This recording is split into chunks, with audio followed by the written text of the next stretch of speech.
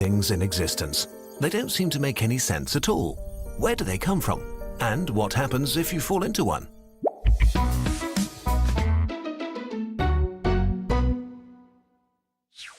Stars are incredibly massive collections of mostly hydrogen atoms that collapse from enormous gas clouds under their own gravity.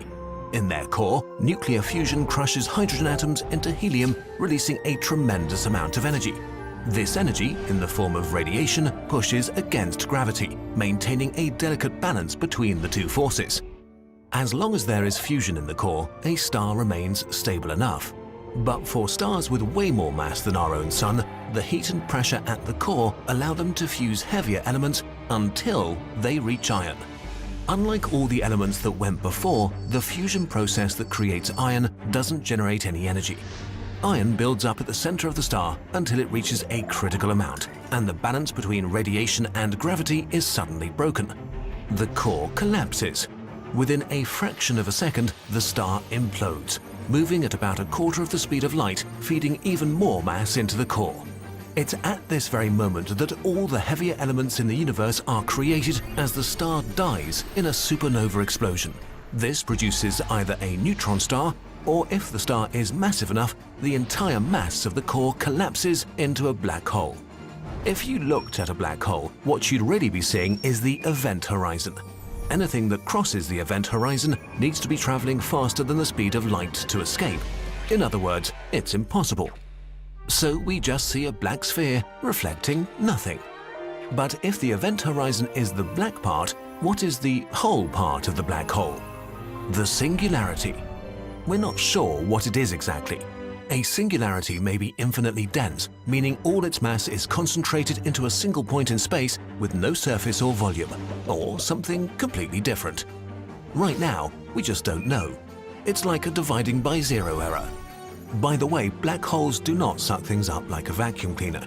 If we were to swap the Sun for an equally massive black hole, nothing much would change for Earth, except that we would freeze to death, of course. What would happen to you if you fell into a black hole? The experience of time is different around black holes. From the outside, you seem to slow down as you approach the event horizon, so time passes slower for you. At some point, you would appear to freeze in time, slowly turn red, and disappear. While from your perspective, you can watch the rest of the universe in fast forward, kind of like seeing into the future. Right now, we don't know what happens next, but we think it could be one of two things. One, you die a quick death. A black hole curves space so much that once you cross the event horizon, there is only one possible direction. You can take this literally. Inside the event horizon, you can only go in one direction. It's like being in a really tight alley that closes behind you after each step. The mass of a black hole is so concentrated, at some point even tiny distances of a few centimeters would mean that gravity acts with millions of times more force on different parts of your body. Your cells get torn apart as your body stretches more and more until you're a hot stream of plasma, one atom wide. 2. You die a very quick death. Very soon after you cross the event horizon, you would hit a firewall and be terminated in an instant. Neither of these options are particularly pleasant.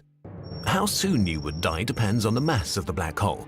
A smaller black hole would kill you before you even entered its event horizon, while you probably could travel inside a supermassive black hole for quite a while. As a rule of thumb, the further away from the singularity you are, the longer you live. Black holes come in different sizes. There are stellar mass black holes with a few times the mass of the Sun and the diameter of an asteroid. And then there are these supermassive black holes which are found at the heart of every galaxy and have been feeding for billions of years. Currently, the largest supermassive black hole known is S50014+81, 40 billion times the mass of our Sun.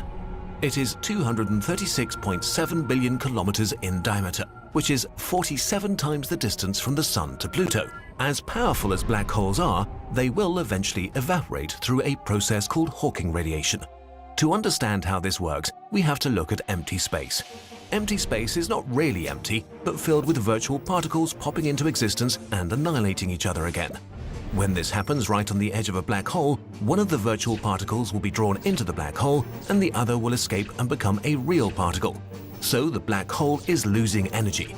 This happens incredibly slowly at first and gets faster as the black hole becomes smaller. When it arrives at the mass of a large asteroid, it's radiating at room temperature.